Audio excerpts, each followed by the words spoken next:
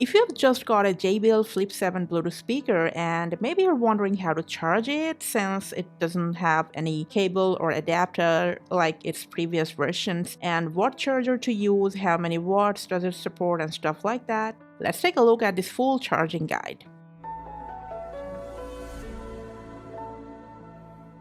Now first, let's find out the charging port, which is beside the Flip 7's name. Now all you need is a Type-C cable. It could be a C to C or C to USB-A. Now whether you got a fast or slow charger doesn't matter, this baby will charge with any of those. Plug it into a functional power source and then simply plug in your JBL Flip 7.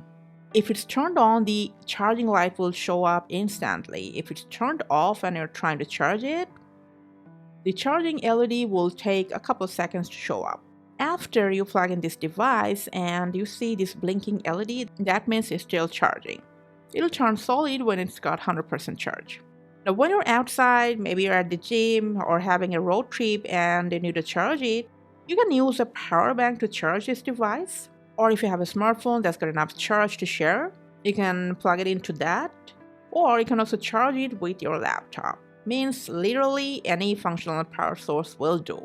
And that's pretty much all the possible ways that you can charge up your Flip 7. Thanks for watching.